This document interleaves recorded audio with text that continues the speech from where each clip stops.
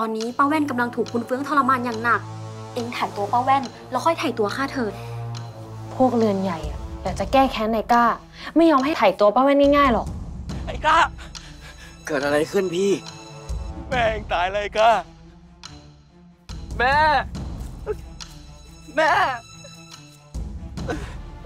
ข้าถูกขังอยู่บนเรือนไม่ใช่หรือเหตุใดจึงมาตายตรงนี้เล่า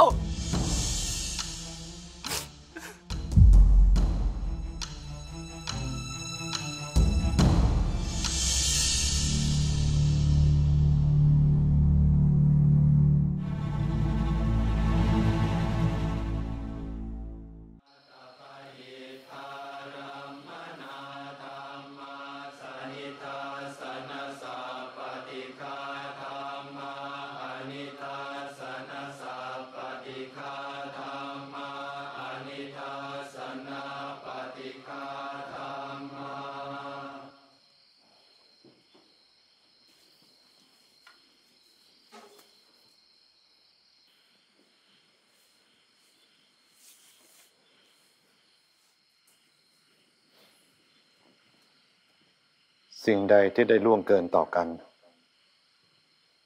ขออโหสิกรรมให้ฉันด้วยนะ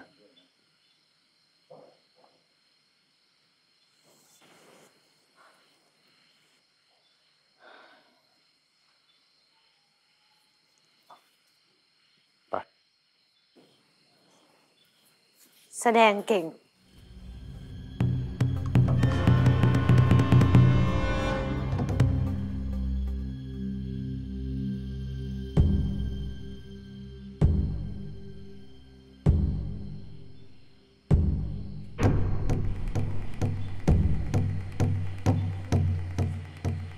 แล้วพี่จะแวะไปหานะ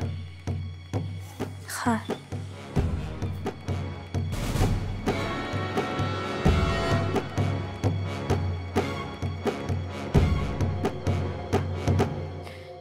มิ่งพี่ตุ่นลินจีพี่แฟงทุกคนอะไปเฝ้าระวังรอบๆศาลาอย่าให้ใครเข้ามาได้นะเองจะกระทำการอย่างไรหรือฉันจะเปิดโรงป้าแว่นเฮ้ยเอ็งจะทำอะไรพิลึกพิลั่นอีกทุกคนไม่สงสัยกันหรือไงว่าป้าแว่นน่ะแกตายเพราะอะไรกันแน่นี่เองสงสัยว่าแม่ข้าไม่ได้ตายเพราะเป็นลมหรือดิแม่แพรบอกฉันว่าร่างของแม่แว่นมีแผลผิดสังเกตคุณทัพทิมเลยให้ฉันมาตรวจดูจะได้รู้ข้อเท็จจริงกันไปเลยถ้าไม่ได้ตายเพราะเจ็บป่วยแต่มีคนจงใจฆ่าแม่ข้างั้นหรือ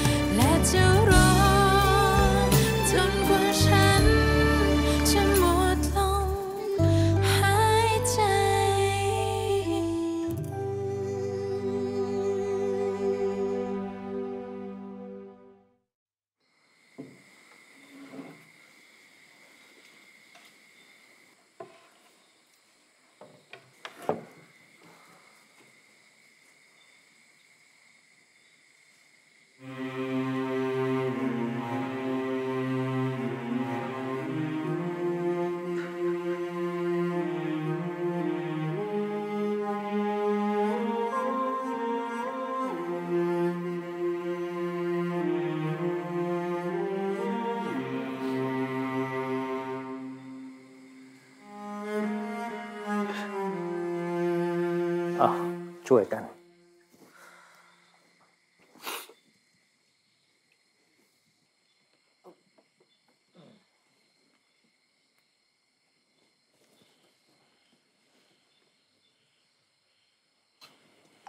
รอยช้ำนี่เกิดจากการถูกฟาดอย่างแรง น่าจะถูกของมีคม แสดงว่าป้าแว่นถูกทำร้ายก่อนตายใช่ไหมคะ รอยแผลมันบ่งชี้อย่างนั้น ถ้าแม่ข้าถูกทำร้ายจนตาย ต้องเป็นฝีมือคุณเฟืองแน่ๆเพราะคุณเฟืองเกลียดแม่ข้ายิ่งหนัก ความจริงแล้วแผลแค่นี้ไม่ส่งถึงชีวิต สาเหตุการตายของแม่แว่นน่าจะมาจากหัวกระแทกรุนแรงหากมีหลักฐานว่าแม่แว่นโดนทำร้ายกาก็ยื่นฎีกาเอาผิดคนทำได้ ถ้าคุณเฟืองมีคนทำจริงๆทาสฟ้องนายได้ด้วยครับ มีกฎหมายระบุไว้ว่า หากนายฆ่าหรือทารุณทาสโดยที่ทาสไม่ได้มีความผิดทาสมีสิทธิ์ฟ้องร้องนายได้ และหากแม่เฟืองผิดจริง ก็จะติดคุก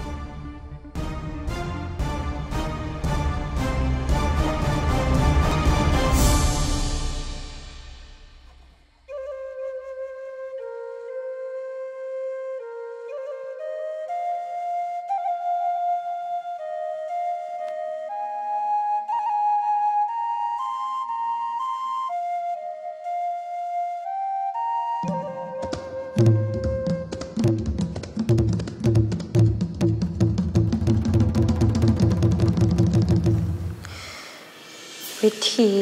สืบคดีของเชอร์ล็อกโฮมส์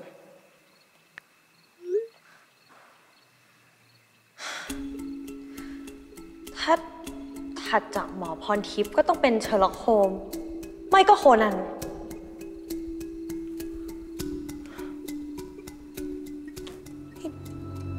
เรามาอยู่จุดนี้ได้ไงวะเนี่ย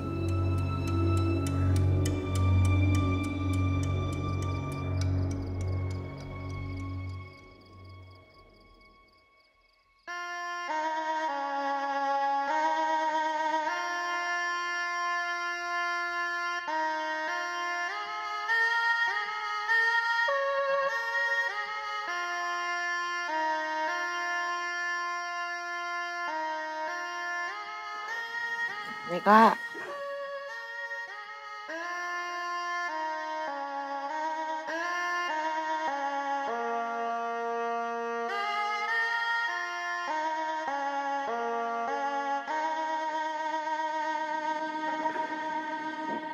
นี่คนยุคเองเขากอดกันหน้าตาเฉยแบบนี้เลย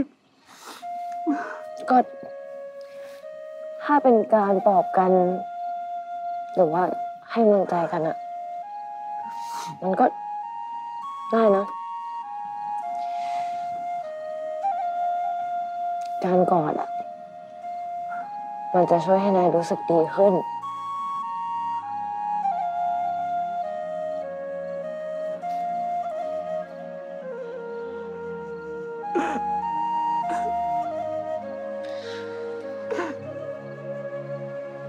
นายปล่อยออกมาให้หมดเลยนะ อย่าเก็บไว้คนเดียว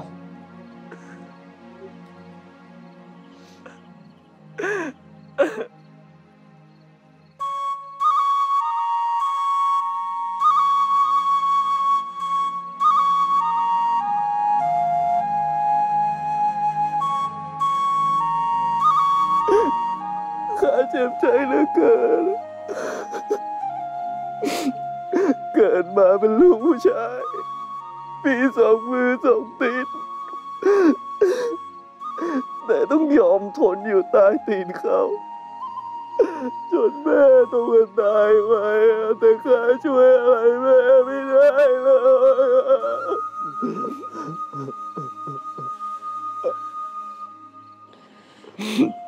นายก็ลุกขึ้นสู้สิ อย่าไปยอมให้เขาทำนายอยู่ฝ่ายเดียว น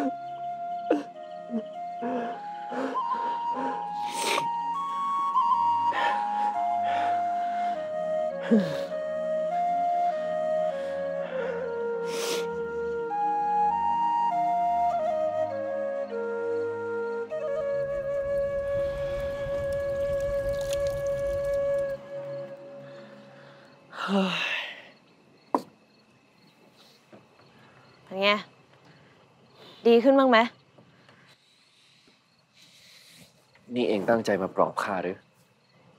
เปล่า ฉันตั้งใจว่าจะมาหาหลักฐาน แต่เผอิญเห็นนายพอดีก็เลยเดินมาหา แล้วเองรู้ได้อย่างไรว่าสิ่งไหนคือหลักฐาน ที่เกิดเหตุอยู่ที่ไหน หลักฐานอยู่ที่นั่นนั่นแหละ เองจะขึ้นไปเรือนใหญ่หรือ เดี๋ยวข้าไปด้วย เฮ้ยนายกล้าไม่ต้อง ให้ฉันเสี่ยงคนเดียวก็พอ นายอย่าลืมสิ ตอนเนี้ยนะ ฉันไม่ใช่ทาสของที่นี่อีกต่อไปแล้ว ถ้าเกิดว่าเกิดอะไรกับฉันขึ้นมานะ เดี๋ยวช่างปอก็มาช่วยฉันเองแหละ ไปนะ นางแพร ขอบใจเองอีกครั้งนะ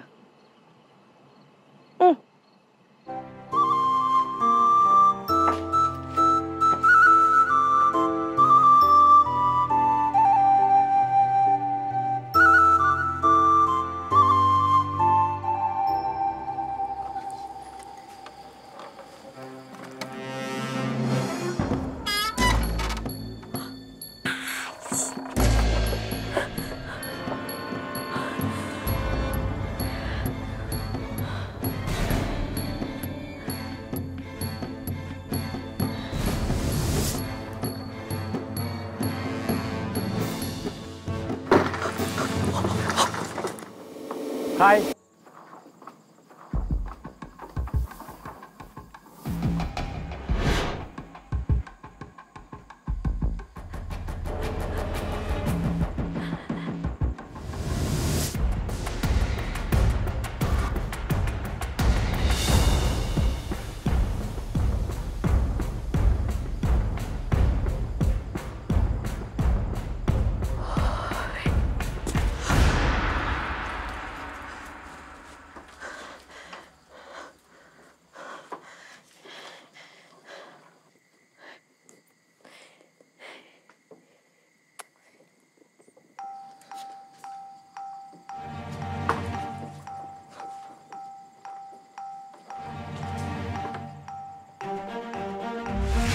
ไปปูผ้าเสร็จแล้วตามข้ามาจ้าพี่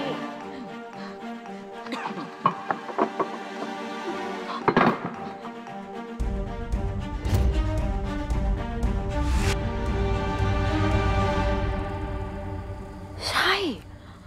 มันเคยมีแจ็คคันอยู่ตรงนี้นี่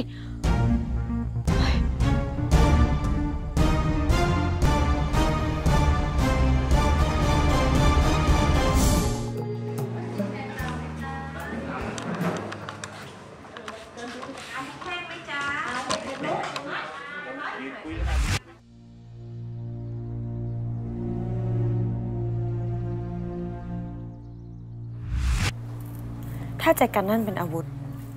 ก็แปลว่าป้าแว่นถูกแจกันบาด แต่ถ้าจะบาดได้ก็ต้องแตก แล้วใครที่จะเป็นคนเก็บเศษแตกพวกนั้น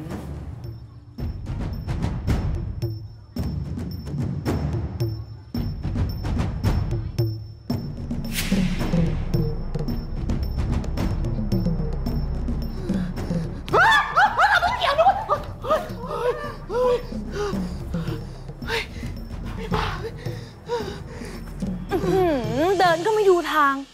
ใจลอยไปไหนเหรอคะพี่ช้อย ใจลอยอะไรของเอง แค่เดินสะดุดไม่ได้แปลว่าใจลอยเสียหน่อย เป็นไรอะ เรื่องของข้า พี่ช้อย ถึงฉันจะออกมาแล้วอะฉันก็ยังมีความเป็นห่วงเป็นใยพี่ ให้ท่านหมอดูแผลก่อนดีกว่าจ้ะ ข้าใส่ยาแล้ว พี่ช้อยจำตอนนายมิ่งไม่ได้หรอ นายมิ่งก็เป็นแผลแบบนี้แหละ แล้วก็ดื้อแบบพี่เลย แล้วเป็นไงล่ะ แผลระบมไข้ขึ้นเกือบตาย พี่อยากเป็นแบบนายมิ่งเหรอ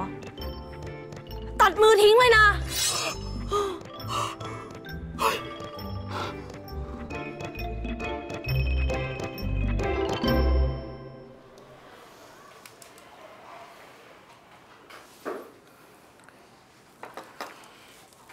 นี่เองไปโดนอะไรมาหรือ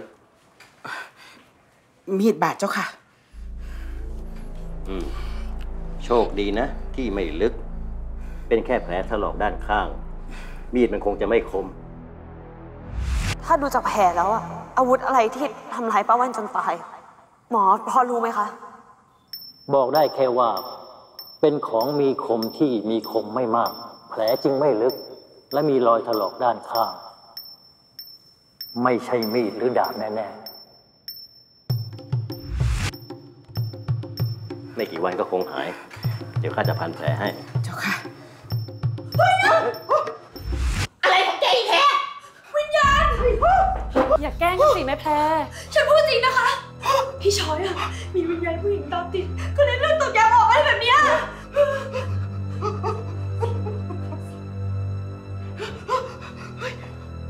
น้าแพรถ้าเองเห็นจริงๆอะถามมันสิว่ามันต้องการอะไร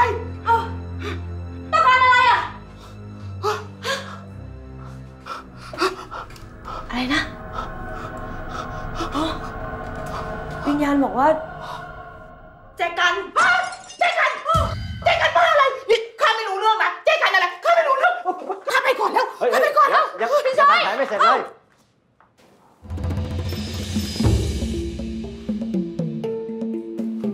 นี่มันเรื่องอะไรกันหรือ ฉันว่านะคะ พี่ช้อยนี่แหละ คือคีย์เวิร์ดสำคัญในการหาหลักฐานของพวกเราค่ะ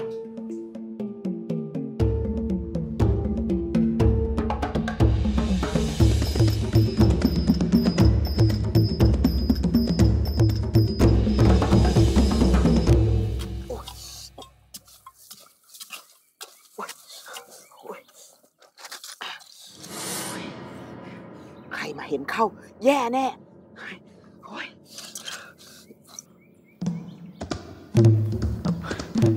ท่านขุน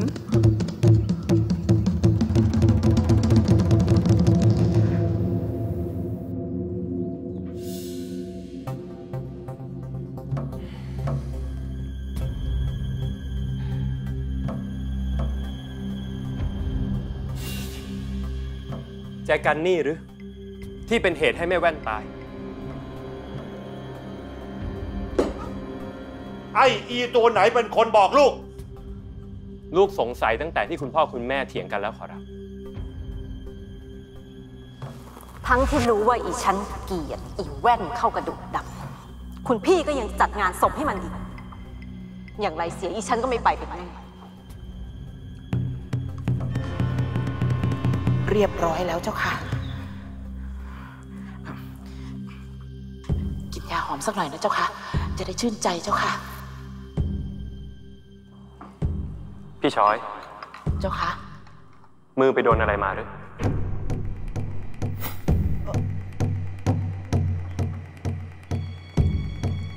คืออีฉันโดนมีดบาดนะเจ้าค่ะ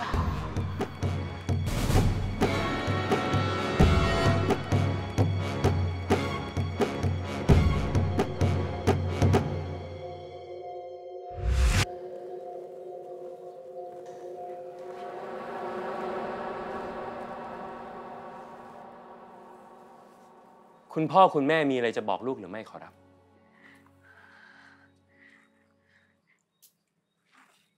แม่ไม่ได้ตั้งใจนะลูกเอก แม่ไม่ได้อยากจะให้ทุกอย่างมันเป็นแบบนี้นะลูก นี่คุณแม่เกี่ยวข้องกับเรื่องนี้จริงๆหรือขอรับ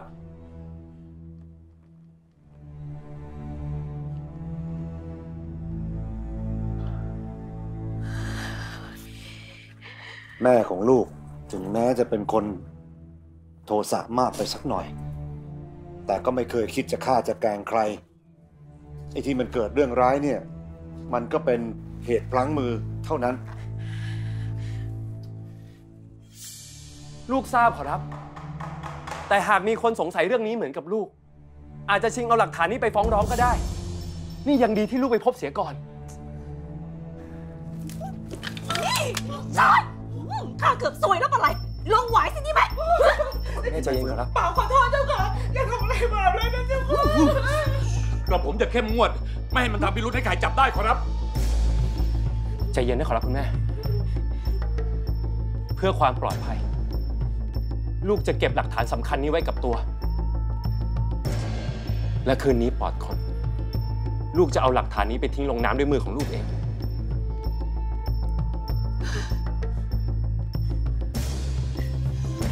ไม่เป็นไรขอรับ ฉันแค่แกล้งพูดถึงแจกัน พี่ช้อยแกก็ดูมีพิรุธขึ้นมาทันที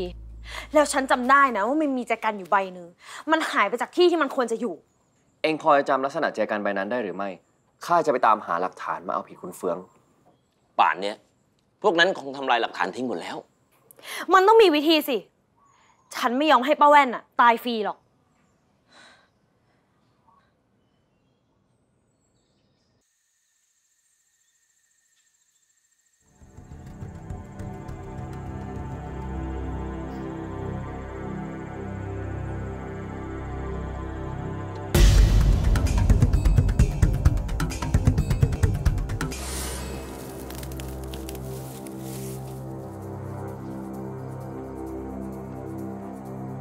ใครน่ะ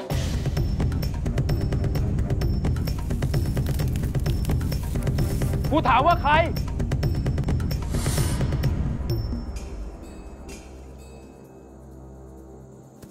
เฮ้ย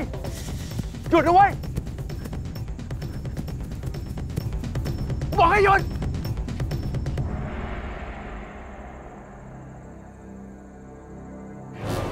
แซกกัน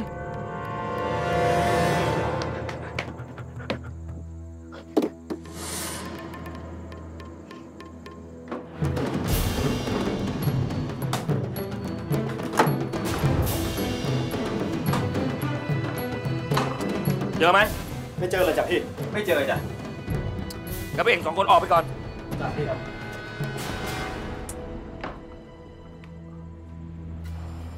หาอะไรขอรับท่านขุน ไอ้กล้ามันรู้อยู่แก่ใจดี เอ็งคิดการใดอยู่ จงล้มเลิกเสีย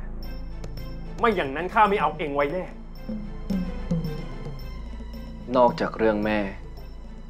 กระผมไม่มีการใดในหัวเลยขอรับ ข้ากับเอ็งนี่ใจตรงกันอยู่เรื่อยตอนนี้นอกจากเรื่องของคุณแม่ ข้าก็ไม่มีการใดในหัวเช่นกัน คราวนี้คงเป็นเวลาพิสูจน์ความกตัญญูของพวกเรา2 คน ผู้ที่ขึ้นชื่อว่าเป็นลูก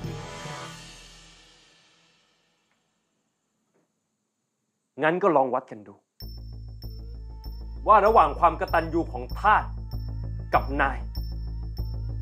ของใครมันจะแรงกว่ากัน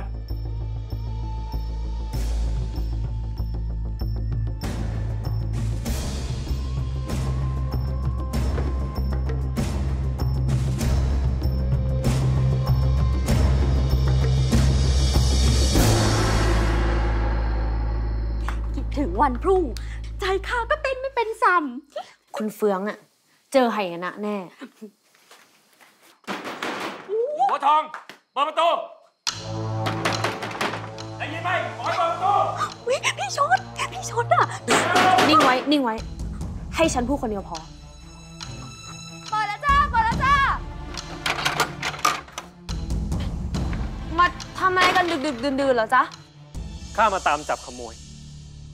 มีคนแจ้งมาว่ามันมาซ่อนตัวอยู่ที่นี่ ไม่มีนะจ๊ะ ฉันปิดร้านตั้งแต่เย็นแล้วยังไม่มีใครผ่านมาแถวนี้เลย ข้าก็ต้องทำตามหน้าที่ ตามที่มีคนแจ้งมา พี่ชด ขอรับ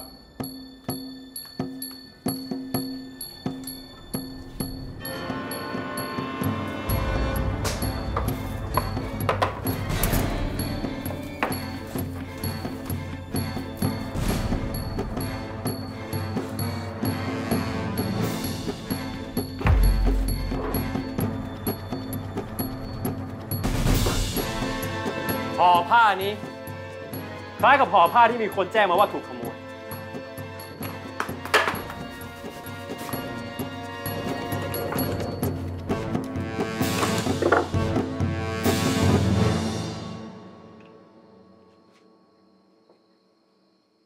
ฉันเห็นว่าท่านขุนทำงานดึกๆดื่นๆลองดมยาดมให้ชื่นใจก่อนสิคะ จะได้มีแรงไปจับโจรต่อ อันเนี้ยฉันให้ฟรีไม่คิดตังค์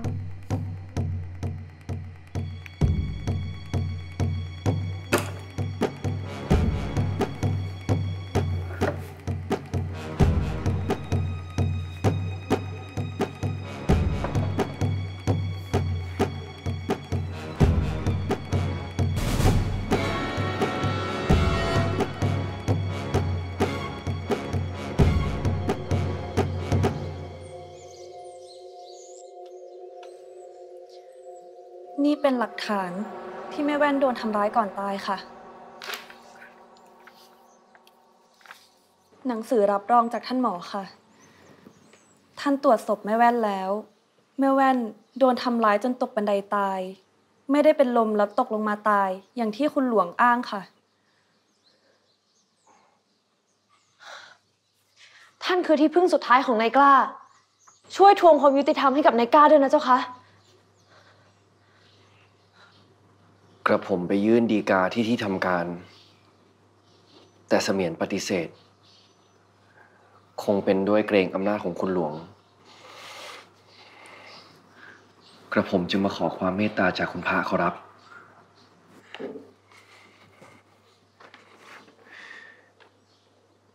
นี่เป็นใบคำร้อง ยื่นฟ้องคุณเฟืองขอรับ เรื่องที่ทาสฟ้องร้องเจ้านายเนี่ยถือเป็นเรื่องใหญ่โตมาก แล้วถ้าหากสอบสวนแล้วแม่เฟืองไม่มีความผิดไอ้กล้า เองนั่นแหละจะเดือดร้อนหนัก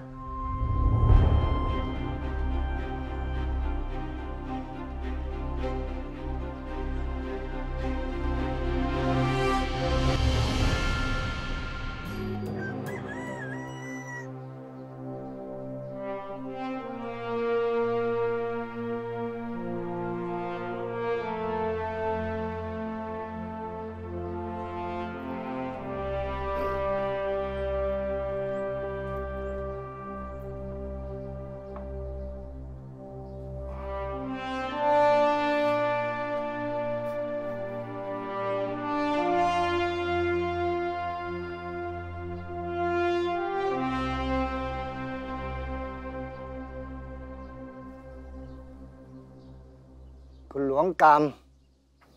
ไอ้กล้าทาสในเรือนของคุณหลวงมันมาร้องว่าแม่เฟืองภรรยาของคุณหลวงได้ประทุษร้ายนางแว่นทาสในเรือนจนตกบันไดตายนี่เป็นอาญาแผ่นดินขอคุณหลวงกรรมตอบมาตามจริงขอรับไต้เท้าไม่ทราบว่าไต้เท้าได้ข้อมูลหลักฐานเหล่านี้มาจากที่ใดแต่กระผมขอยืนยันว่ามันไม่จริงทั้งเพ วันเกิดเหตุอีฉันได้ยินเสียงเอะอะพอเข้าไปดูก็เห็นว่าอีแว่นมันพลัดตกบันไดไปแล้วเจ้าค่ะ ขออนุญาตค่ะ เอกสารของป้าแว่นเจ้าค่ะ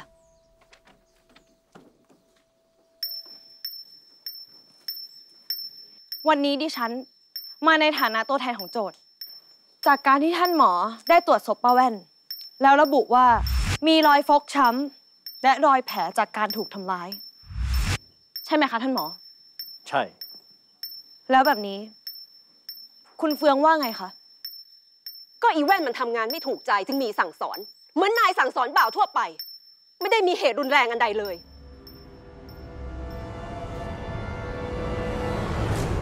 ไม่รุนแรง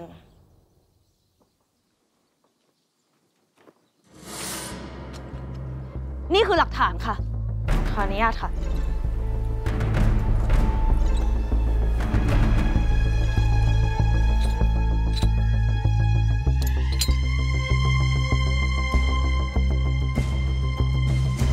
เอาแจกันฟาดป้าแว่นจนแจกันแตก นี่เหรอคะไม่รุนแรง แจกันใบนี้มันแตกไปอยู่ก่อนหน้านี้แล้วกระผมซุ่มซ่ามเองขอรับที่เตะมันแตกแล้วก็ไม่มีหลักฐานใดๆยืนยันว่าแจกันใบนี้มันแตกวันที่นางแว่นมันตายขอรับ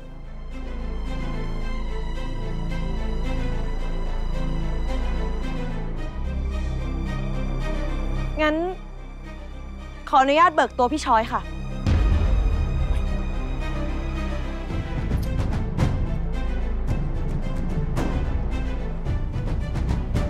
ขออนุญาตเบิกตัวท่านหมอมาดูแผลที่มือพี่ช้อยค่ะ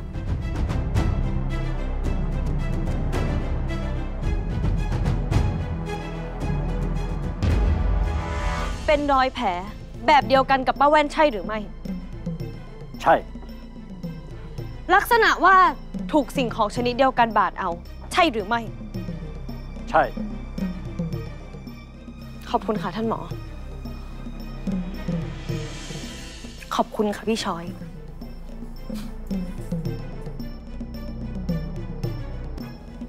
จากคำยืนยันของท่านหมอ จึงเชื่อมโยงเหตุการณ์ได้ว่ามีเป็นไรเจ้าค่ะคุณหลวง คุณพี่ เฟือง มันไม่ใช่แบบนั้นนะแม่เฟือง คุณ แม่เฟือง มานี่ไม่ได้ค่ะใช่ไหมมานี่แม่เฟืองดูเอง ใจเย็นๆโอ๊ยแม่เฟือง อีวันจะอยู่เลย หนีไปสิแม่เฟือง อีวัน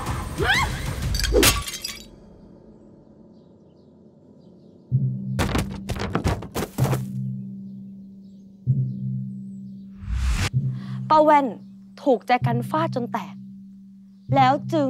ตกบันไดลงไปเสียชีวิต พี่ช้อยก็จำเป็นที่จะต้องเก็บเศษแจกัน แล้วก็บังเอิญพลาดโดนบาด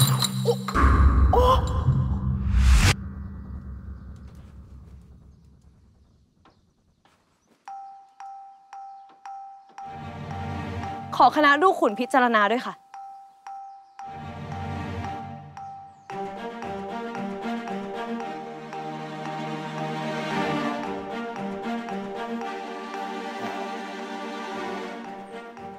พวกฉันขอเวลาปรึกษาความกันสักครู่ ขอทุกคนพักผ่อนกันได้เลย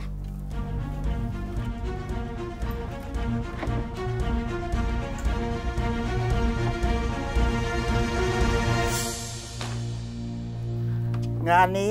คุณพระคงจะหนักใจหน้าดู คุณเฟืองที่เป็นแม่ของว่าที่เจ้าบ่าวเนี่ย ดันมาต้องคดี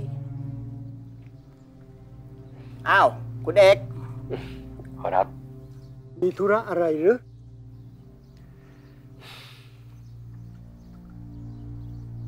สิ่งนี้พอจะช่วยให้แม่กระผมพ้นผิดได้หรือไม่ขอรับ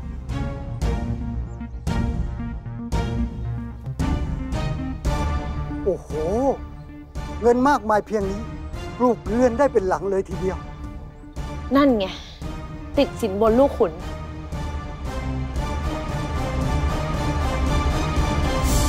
เอาไว้หาซื้อของกินใช้ไปให้คุณหลวง กับแม่เฟืองตอนที่อยู่ในคุกเถิด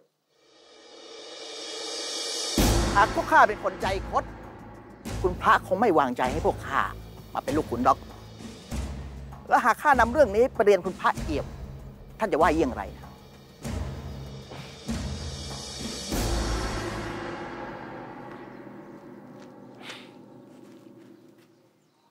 ถ้าเช่นนั้น กระผมคงทำอันใดพี่ได้ นอกจากต้องจัดการให้พิจารณาเปลี่ยนตัวลูกขุนใหม่ เอากับเขาสิ แบบนี้ก็มีแต่แพ้ลูกเดียวดิทำไงดีวะ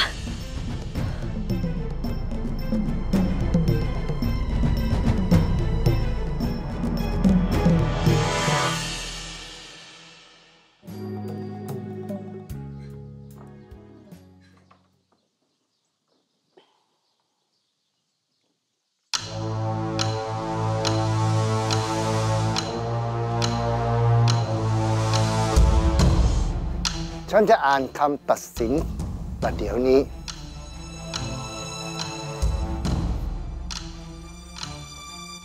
ด้วยหลักฐานทั้งหมด ลูกขุนได้ปรึกษากันแล้ว เห็นว่าอำแดงเฟือง ขออนุญาตค่ะ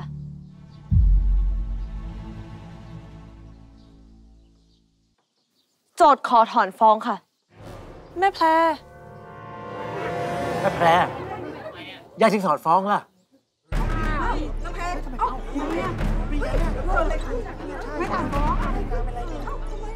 นี่เองเป็นบ้าหรือนางแพร เมื่อแรกเองเป็นตัวตั้งตัวตีให้ข้าฟ้องร้องคุณหลวงกับคุณเฟือง แล้วมาเปลี่ยนใจขอให้ข้ายอมแพ้อย่างนี้หรือ ฟังนะนายก้า คือฉันเห็นขุนเอกอะเอาเงินไปติดสินบนลูกขุน แต่ถึงจะไม่สำเร็จอะขุนเอกก็ขู่ว่าจะเปลี่ยนตัวลูกขุนให้เป็นพวกเขาทั้งหมด ซึ่งก็ต้องเข้าข้างคุณเฟืองแน่ๆอะ นี่ข้าไม่มีทางเลือกอะไรเลยใช่หรือไม่ มีสิ แต่มันอยู่ที่ว่านายจะเอาด้วยหรือเปล่า เพราะวิธีการมันไม่ค่อยสง่างามเท่าไหร่ นี่เองมีแผนอะไรของเอง ถ้าเรายอมแลกการตายของป้าแว่น กับอิสรภาพของทุกคนอะมันก็ดีกว่าเราสู้กันไปแบบตายเปล่านะ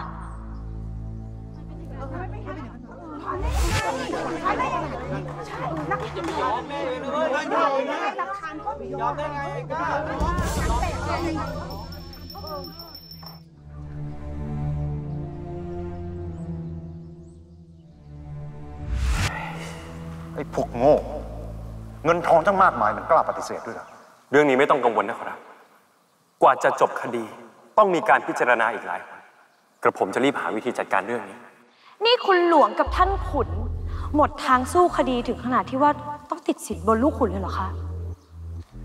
กูไม่ได้สิ้นไร้ไม้ตอกเหมือนท่านอย่างพวกมึง พูดผิดพูดใหม่ได้นะคะ ฉันเนี่ยไม่ใช่ท่าของคุณหลวงอีกต่อไปแล้ว ส่วนท่านขุนถ้าท่านขุนน่ะไม่อยากให้แม่ของท่านขุนติดคุกมันก็พอมีทางอยู่นะคะ คุณหลวงจะต้องปล่อยให้นายกล้าเป็นไทยโดยไม่ต้องไถ่ตัวแม้แต่แดงเดียวมึงว่าอะไรนะ พี่ตุ่นด้วยอีกคน มันจะมากไปแล้วนะ มันไม่มากไปหรอกค่ะ ถ้าเทียบกับการที่แม่ของท่านขุนต้องติดคุก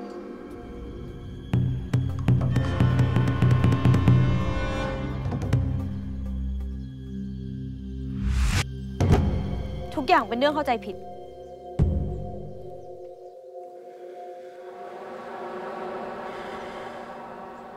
กระผมขอถอนฟ้องขอรับ กระผมไม่ติดใจเอาความใดๆคุณเฟืองกับคุณหลวงอีกแล้วขอรับ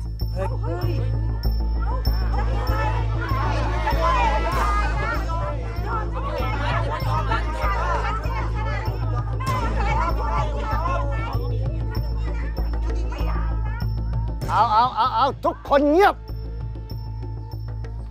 ในเมื่อเจ้ากล้าไม่เอาความแล้ว ก็ต้องแล้วแต่เจ้ากล้าเท่านั้น จบการพิจารณาคดี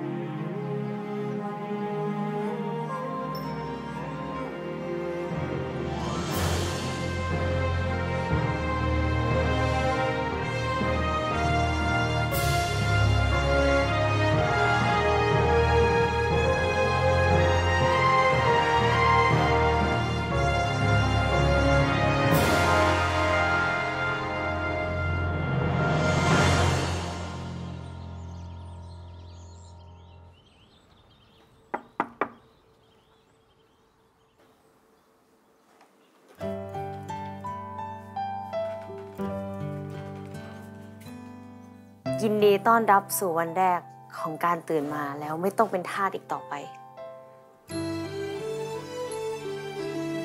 นี่นายเพิ่งตื่นหรือว่าไม่ได้นอนเลยอะ ข้าหลับไม่ลงหรอก ข้ายังไม่แน่ใจเลย ว่าการตัดสินใจเชื่อเองครั้งนี้ ข้าคิดถูก หรือข้าคิดผิด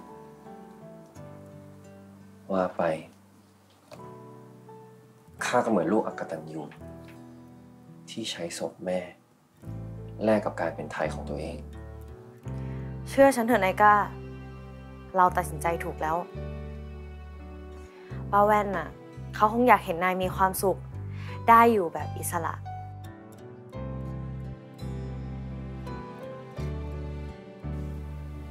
ขอบใจเองมากนะที่คอยอยู่เคียงข้างข้า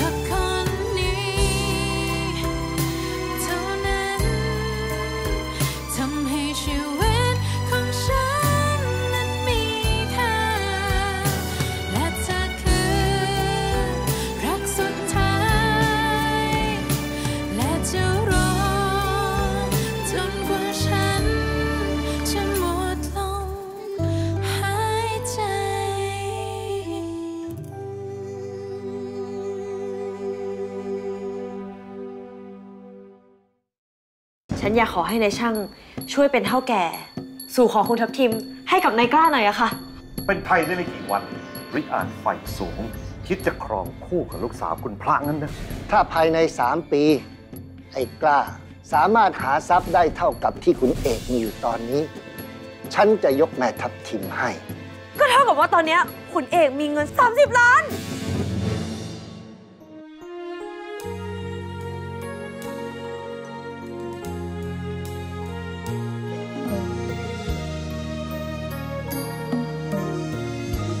ฉันเคยเอ่ยคำรักเมื่อนานเนิ่นนักได้เรียนรู้รักครั้งแรกจากเธอ เริ่มจากวันนั้นในวันที่เราพบเจอ การผ่านไปหัวใจล้นเปี่ยมด้วยรักเธอจึงบอกออกไป เพราะรักจึงย้ำว่ารักเพราะรักจึงพร่ำบอกไป นับร้อยพันครั้งเธอฟังอยู่ไหม เธอนายหรือยังเพราะรักมันท่วมมันท้นย้ำซ้ำได้จนเป็นหมื่นล้านครั้งฉันขอเพียงเธออยู่ฟังนานๆได้ไหมฉันจะเอ่ยคำรักแด่เธอที่รักตราบนานเท่านานถึงวันสิ้นใจจะบอกทุกครั้งหากตัวฉันยังพูดได้คำที่มันสำคัญยิ่งใหญ่สุขเต็มหัวใจเมื่อบอกรัก